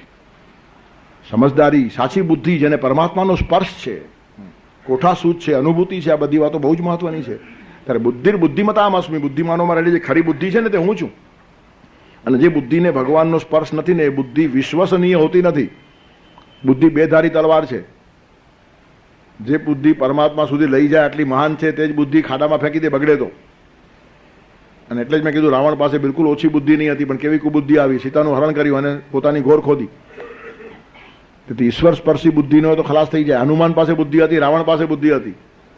બુદ્ધિથી એક રામદૂત થયો અને બુદ્ધિથી એક રામ શત્રુ થયો. બુદ્ધિથી એક હણાયો અને બુદ્ધિથી એક તર્યો, પૂજાયો. એટલે બુદ્ધિમાન હોવા છતાં રાવણ હણાઈ ગયો અને બુદ્ધિમાન હોઈને હનુમાન પૂજાઈ ગયા. એનું કારણ બુદ્ધિમતામ અસ્મિ, તેમાંયલી બુદ્ધિ હતી. એટલે ભગવાન જે બુદ્ધિ કહે છે તે બુદ્ધિ જુદી છે, જેને પાવિત્રનો સ્પર્શ છે. એટલે જીવનની અંદર પરમાત્મા કહે છે બુદ્ધિમાનોમાં જે સાચી બુદ્ધિ છે ને તે હું છું. એને જ કહેવાય સુબુદ્ધિ, એને જ કહેવાય સુમતિ. જ્યાં સુમતિ ત્યાં સંપત્તિ નાના. જ્યાં સુમતિ છે એટલે ભગવાન સાથેની મતિ. સુમતિ એટલે શું? સારી મતિ કોને કહેવાની? સારી અને ખરાબનો ભેદ ક્યાં પાડશો? ત્યારે સારી મતિ એટલે ભગવાનને સાથે રાખીને ચાલે છે તે મતિ, અને ભગવાન જેની સાથે હોય તેની ગતિ ખરાબ થાય જ નહીં. જેવી મતિ તેવી ગતિ, પણ મતિ જ સાથે ભગવાન છે તો ગતિ પણ સદગતિ જ હોય. જ્યાં સુમતિ ત્યાં સંપત્તિ નાના. ત્યારે જેની મતિમાં ભગવાન છે તેની ગતિ સારી. એનું કારણ ભગવાન જ સૌની ગતિ છે. ગતિસ્ત્વમ તમે કા ભવાની. પરમાત્મા જ ગતિ છે અને એને જ જેણે મતિમાં બેસાડ્યો છે એની ગતિ ખરાબ હોય જ નહીં. તેથી બુદ્ધિમતામ અસ્મિ, બુદ્ધિમાનોમાં જે સાચી અને સાત્વિક બુદ્ધિ છે, પવિત્ર બુદ્ધિ છે, ઈશસ્પર્શી બુદ્ધિ છે, તે મારી વિભૂતિ છે. ત્યાં પરમાત્માને જોવાનો પ્રયત્ન કરો. જેની બુદ્ધિ ઈશસ્પર્શી છે ત્યાં તમને થોડીક પરમાત્માની ઝલક મળશે, પણ એનાથી બી આગળ જાઓ. ત્યાં પાછા અટકો નહીં. આ વારંવાર એટલા માટે કહું છું, માણસો અટકી જાય છે. ઇંગિત પાસે અટકીએ છીએ, ઈશારા પાસે અટકીએ છીએ. ઈશારો સમજતા નથી ભગવાન ક્યાં સૂચન કરે છે. ત્યારે પવિત્ર બુદ્ધિવાળો માણસ, જીવન સ્પર્શી બુદ્ધિવાળો, અનુભવની બુદ્ધિવાળો, પરમાત્માનો જેને સ્પર્શ છે, ઈશસ્પર્શી બુદ્ધિવાળો માણસ જ્યાં જ્યાં છે ત્યાં થોડી પરમાત્માની ઝલક તમને મળે. ત્યાંથી આગળ વધવાનો પ્રયાસ કરો. એનું કારણ પરમાત્મા તમારે જ મેળવવાનો છે, કોઈ મેળવી આપશે નહીં. ઈશારાઓ બધા જ કરશે પણ પછી પોતે આગળ યાત્રા પોતાની જ કરવાની છે. એકલો જાને રે, આ જ વાત સાચી. એકલ પંથ પ્રવાસી, ત્યાં બીજો માણસ જોડીદાર હોતો જ નથી. ત્યારે પ્રત્યેક માણસે ત્યાં પહોંચવાનું છે. ત્યારે ઈશારો સંકેત પકડી અને આગળ વધવાનું દરેકનું પોતાનું કામ છે. બુદ્ધિમતામ અસ્મિ અને તેજસ્વી નામહમ. તેજસ્વી પુરુષોમાં રહેલું તેજ હું છું. તેજસ્વી એટલે ઉન્મત નહીં. ઘણા માણસો કે તેજસ્વી પુરુષોની આંખ લાલ હોય. કુંડાની પણ લાલ હોય. દારૂ પીધેલા માણસની પણ આંખ લાલ હોય. ખાલી આંખ લાલ થાય એટલે માણસ સારો થયો એમ નહીં. આંખ લાલ થવાના કારણો ઘણા હોય. રાતનો ઉજાગરો તો આંખ લાલ હોય. ત્યારે એની આંખ લાલ છે માટે તેજસ્વી છે એમના માનેલો ગુંડો પણ હોઈ શકે. ત્યારે ખાલી લાલ આંખ એ કંઈ પરિચય નથી તેજનો. કદાચ લાલ આંખ ન પણ હોય ઉલટાની. તેજસ્વી માણસની આંખો ઉલટાની પવિત્ર હોય. લાલનું કંઈ કશું કારણ નહીં. એનું કારણ ક્રોધમાં આંખ લાલ થાય. ત્યારે તેજ અને ક્રોધ એમાં ફરક છે. તેજ અને ઉન્મત્તા એમાં ફરક છે. જેમ લાચારી અને નમ્રતા સરખા જ લાગે તેમ ઉન્મત્તતા અને તેજસ્વીતા સરખા જ લાગે. જોડિયા બહેનો છે તેથી એનો ફરક સમજતા આવડવું જોઈએ. પ્રત્યેક લાચાર માણસ પોતાને નમ્રમાં ખપાવે છે, કરતો એ લાચારી અને કહે છે હું નમ્ર છું. અને એટલે જ પછી લોક સાહિત્યકાર લખવું પડ્યું કે નમન નમન મેં ફેર હૈ, બહોત નમે નાદાન, દગલબાજ દોરા નમે ઓર ચિત્તા ચોર કમાન. બધા જ નમતા હોય ને તે બધા જ કંઈ નમ્ર છે એમ સમજી ન લો. કેટલાક માણસો નમીને સામેવાળાના પગ ખેંચી લે. પાડી નાખવા માટે માણસો નમે, એનું કારણ નમ્યા વગર પગ ખેંચી શકાતો નથી. ત્યારે માણસ નમ્યો એટલે માણસ પવિત્ર છે એમ સમજી ન લો. તેમ તેજસ્વી માણસ એટલે ઉન્મત્ત છે એમ નહીં. વાત વાતમાં ક્રોધ કરે, વાત વાતમાં ચીડાઈ જાય, લાલચોળ આંખ હોય, ગરમ થઈ જાય, એ તેજ નહીં. તેજ તો ગુપ્ત હોય. સમપ્રદાનેશુ તપોદનેશુ ગૂઢમ હિ દાહાત્મકમ અસ્તિ તેજ. ઋષિ સમપ્રદાન, અંદર તેજ હોય પણ એનો પરચો ઘડી ઘડી બતાવવાનું મન ના થાય, ન છૂટકે જ. આથી જરૂર પડે ત્યારે જે લોકો પોતાના તેજને બહાર પ્રગટ કરે, અધરવાઇઝ તેજ સમય અને વિકાસમાં ઉપયોગી થાય. ત્યારે ખરું તેજ જુદું છે. એ જીવનનું તેજ હોય, એ ચારિત્રનું તેજ હોય, એ સદગુણનું તેજ હોય, એ વીરત્વનું તેજ હોય. આનંદ પ્રકારના તેજ છે. વૃત્તિનું પણ એક તેજ હોય. જે માણસ હલકો નથી, જે માણસ યાચના કરતો નથી, ભીખ માગતો નથી, નીચો નમતો નથી, તેનું તેજ વધે. એનું કારણ યાચનાંતમ હિ ગૌરવમ. જેટલો માણસ માગવા લાગ્યો કે તેજ ઘટી જાય, નિશ્ચિત થઈ જાય. અને રમૂજમાં કહે છે સુભાષિતકાર કે ભગવાન પણ જ્યારે માગવા ગયા ને ત્યારે એમને પણ વામન બટકા થવું પડ્યું. બટકા થયા વગર માગી શકાતું નથી. ભગવાન હોય તો પણ. ત્યારે એક વખત માણસ માગવા નીકળ્યો કે પછી વિરાટનો વામન થાય. મારો સંકેત સમજવા જેવો છે. તમારું તેજ ત્યાં સુધી જ ટકે જ્યાં સુધી તમે માગતા નથી. એકવાર માગવાનો પ્રયોગ કરી જુઓ. નિસ્તેજ થવાનો આ સીધો રસ્તો છે. તમે કોઈની પાસે માગવા જાઓ, ખોટા જાઓ, ભલે કંઈ તમને માગવાની જરૂર ન પડે, એકવાર માગી જુઓ. તમે પીઠ ફેરવશો ને આ માણસ 10 ઠેકાણે ફોન ફેરવશે, ધ્યાન રાખજો હવે નીકળ્યો છે. મારી પાસે આવી ગયો, તમારી પાસે હમણાં આવવાની સંભાવના છે, હું તમારો ખાસ હિતેચ્છુ છું, તમારું ધ્યાન ખેંચું છું. એટલું બધું ધ્યાન ખેંચાઈ જાય કે પૂછો જ નહીં. ત્યારે જ્યાં સુધી માણસ નથી માગતો ત્યાં સુધી એનું તેજ અને ગરિમા જળવાય છે. યાચનાંતમ હિ ગૌરવમ. તેથી વૃત્તિનું પણ એક તેજ છે, ચારિત્રનું પણ એક તેજ છે. એની સામે માણસો ઝાંખા પડી જાય. ગાંધીજી પાસે આ તેજ હતું. તેથી બ્રિટિશરો ત્યાંથી જે માણસને મોકલતા અહીંયા વાઇસરોય તરીકે તેને ખાસ સૂચના આપતા હતા કે ભારતમાં એક બુઢો બહુ ખતરનાક છે, એની સાથે વાત કરો ને ત્યારે આંખમાં આંખ નહીં મિલાવવાની, નીચે આંખ રાખીને વાત કરવાની, તો જ તમારી વાત તમે કરી શકશો. નહીં તો એ જે કહેશે તે માનવું પડશે. બોલો કેટલો આંખમાં તેજ છે. સચ્ચાઈની સામે આંખ મેળવવી અતિશય અઘરી છે. તેથી ખોટા માણસો હંમેશા સાચા માણસોથી દૂર ભાગતા હોય. સાચા માણસ કંઈ ઝઘડો નહીં કરે પણ એની આંખમાં આટલું તેજ છે, ચીરવાય જ નહીં ખોટા માણસથી. તેથી અસત્ય અને સત્ય સાથે ઊભા રહી શકતા જ નથી. ત્યારે આ જે તેજ છે ને ચારિત્રનું તેજ છે. સદગુણોનું એક તેજ હોય, જીવનનું એક તેજ હોય. પૂનામાં એક પેશવા થયો. પેશવા એને એક વખત બધા બ્રાહ્મણોને જમવા બોલાવ્યા. આખી યાદ કરી, એક બ્રાહ્મણ આવવો જોઈએ. એક બ્રાહ્મણ બહુ નિષ્ઠાવાન, ક્યાંય જમવા જાય જ નહીં, એના જીવનનું વ્રત. હવે ના પાડે એના માટે લોકો વધારે આગ્રહ કરે. ત્યારે ખાસ અમલદારોને મોકલાવ્યા, છેવટે પ્રધાનને મોકલાવ્યો, જાતું સમજાવે ને દક્ષિણા બક્ષિણા વધારે આપશું બધા કરતા. બધાને 5-10 અસરફી આપતા હશું તો એને 500 આપશો, એમાં શું છે? ગયો પણ પેલો આવતો નથી. અસરફીનો સવાલ નથી, મારો વ્રત છે, હું જતો નથી ક્યાંય, મારા કેટલાક નિયમો છે જીવનના. પછી પેશવા પોતે ઉઠીને આવે છે, કયા 500 સોનામાં આપીશ તો જમવા નથી આવતો, 4000 આપીશ. અરે પણ તમે ભાવતાલ નહીં કરો, સવાલ નથી આવતો, તમે ગમે એટલી આપો, હું નથી જમતો, એ મારું વ્રત છે ને વ્રત તોડાય નહીં કોઈ પણ કિંમતે.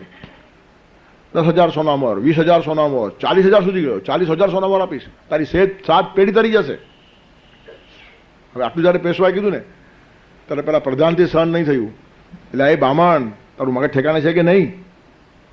40,000 સોનામોર આપનારો બીજો દુનિયામાં મળશે જ નહીં. ત્યારે પેલો બ્રાહ્મણ કહે છે આપનારો તો મારી સામે ઊભો છે, ના પાડનારો બીજો ગોતી આવ જા. આ તે જ કહેવાય. તેથી માણસ ખરીદાય નહીં. જેની કિંમત હોય ને તેને તમે ખરીદી શકો, પણ જે મફતમાં મળે છે ને એને કોઈ ખરીદી શકે જ નહીં. જેની પ્રાઇસ થાય તેની વેલ્યુ ખલાસ થાય, જેની કિંમત થઈ તેની મહત્તા ખલાસ. પત્નીને વેલ્યુ છે, શા માટે? પત્નીની પ્રાઇસ નથી. અને વેશ્યાને વેલ્યુ નથી, કારણ કે એની પ્રાઇસ છે, તેની કિંમત નક્કી થાય તેની વેલ્યુ ન રહે. અને જૂના કાળના લોકો વિદ્યાની કિંમત નહોતા કરતા. શાંતિપનીએ કૃષ્ણને ભણાવ્યાની કોઈ કિંમત નહીં. કૃષ્ણ પોતાનું આખું જીવન એના ચરણોમાં મૂકી દે ને તો પણ ઓછું પડે. વેલ્યુ વધે. જેની પ્રાઇસ નહીં કરો એની વેલ્યુ વધે. જેટલી પ્રાઇસ થઈ એટલી વેલ્યુ ઘટતી જાય. ને આજે આખી દુનિયા જ પ્રાઇસ ઉપર જીવે છે. દરેકની આપણે પ્રાઇસ કરીએ છીએ. કોઈ પુરુષે કોઈ સ્ત્રી ઉપર બલાત્કાર કર્યો તો કોર્ટમાં એને કહે છે 5,000 રૂપિયા આપી દો. પ્રાઇસ થતી હશે? સ્ત્રીના ચારિત્ર્યની કે શિયળની કોઈ કિંમત હોતી નથી. રાષ્ટ્રધ્વજની કોઈ કિંમત હોતી નથી. આ કંઈ 2-4 રૂપિયાનું ચિત્રું નથી. એક રાષ્ટ્રધ્વજનું અપમાન થાય તો એના માટે 90 કરોડ ભારતના લોકો પોતાની જાનનું બલિદાન આપે તો પણ ઓછું છે. આવી નિષ્ઠા જ્યારે નિર્માણ થાય ને ત્યારે સુવર્ણ જયંતીઓ ઉજવાય. ખાલી આમ ફરકાવીને ઉજવાતી નથી. રાષ્ટ્રધ્વજ એ મારું એક માનબિંદુ છે, એની કોઈ કિંમત ના હોય. રાષ્ટ્રનો એક માણસ ખલાસ થઈ જાય તો પણ આ ધ્વજ ઊંચો રહેવો જોઈએ. આવી એક ભાવના હતી અને તે આઝાદી વખતે હતી. 50 વર્ષમાં આપણે ધીરે ધીરે ગુમાવી. આ જ પુરુષાર્થ છે આપણો. તેથી રાષ્ટ્ર માટે, રાષ્ટ્રધ્વજ માટે એની કોઈ કિંમત ન હોય, વેલ્યુ છે એને. આ બધા મોટા મોટા મૂલ્યાંકનો છે અને આ તેજ ટકવું જોઈએ. તેજથી રાષ્ટ્ર ઊભું રહે છે. ખાલી રોટલાથી રાષ્ટ્ર નહીં ઊભું રહે. રોટલાથી પશુઓ ઊભા રહે, માણસો ન ઊભા રહે. માણસો સત્વથી ઊભા રહે, તેજથી ઊભા રહે. તેથી તેજસ તેજસ્વીનામહમ, માણસમાં રહેલું જે તેજ છે એ હું છું. પછી એ તેજ જીવનનું હોય, સદગુણનું હોય, સદવૃત્તિનું હોય, ચારિત્રનું હોય, અયાચકતાનું હોય, જે હશે તે અનંત પ્રકારના તેજ માણસના જીવનમાં આવી શકે. શિવાજી મહારાજ પોતાની માને કહે છે ને, ઉન્મત્ત નથી હું. મુગલ બાદશાહને નમ્યા નહીં. પછી એનો બાપ કહે છે કે હું ત્યાં સર્વિસ કરું છું ને આ શિવાએ આવું કર્યું, નમ્યો નહીં, કેટલું ખરાબ લાગ્યું સભાની અંદર. એની માં કહે છે, શિવા ત્યાં આવું કેમ કર્યું? નમવાનું એમાં શું છે? તારા બાપુજી ત્યાં કામ કરે છે, આમ છે તેમ છે. શિવાજીએ ના પાડી. મારું માથું નમ્યું જ નહીં, કરું છું. મને કંઈ વાંધો નહીં હતો, પણ એ માણસ મને લાગ્યો નહીં બરાબર, ખોટો લાગ્યો, તો મારું માથું નમતું જ નથી. એનો અર્થ ઉન્મત્ત છું એમ નહીં. માં તું જો કહેતી હોય ને તો માથું કાપીને તારા પગ ઉપર મૂકી દઈશ, પણ ખોટા માણસ પાસે નમશે પણ નહીં. આ તેજ છે. ત્યારે તેજ એટલે ઉન્મત્તતા નહીં, પણ ગમે તે ઠેકાણે નમવાનું. થોડોક સ્વાર સદાય કે માણસો ગમે તેના પગ ચાટવા લાગે, નિસ્તેજ થઈ જાય આખો સમાજ. તેથી અડધો રોટલો ખાઈને પણ તેજથી રહેવાની હિંમત હોવી જોઈએ. અને એને જ બીજી ભાષામાં કહેવાય, ખુશામદની ખીર કરતાં ખુમારીની ખીચડી સારી. ખુમારી અને તેજ ટકાવીને ખીચડી ખાવી સારી, પણ હાલતું ફાલતું અને હલકા માણસોના પગ ચાટીને કદાચ ખીર ખાવા મળતી હોય ને તો તે ખીરમાં પણ ઝેર ખબર પડશે ને ત્યારે તેજસ્વીના અમહમ ખબર પડશે. તેજસ્વી માણસનું તેજ આ છે. શરીરની પુષ્ટિ એ મારી પુષ્ટિ નથી, મનબુદ્ધિની પુષ્ટિ એ મારી પુષ્ટિ છે. શરીર તો સ્મશાનમાં બળી જવાનું છે અને મનબુદ્ધિ જન્માંતર ભેગા ચાલવાના છે. ત્યારે મનબુદ્ધિને નુકસાન થાય તેવું કોઈ સમાધાન હું કરીશ નહીં. આટલી ધારણા માણસની હોવી જોઈએ. આ તેજસ્વી માણસ છે, એ ઉન્મત્ત નથી. યોગ્ય સ્થાને નમવાની તૈયારી હોવી જોઈએ. ન નમે તો ઉન્મત્ત કહેવાય અને ખોટા ઠેકાણે નમે તો લાચાર કહેવાય.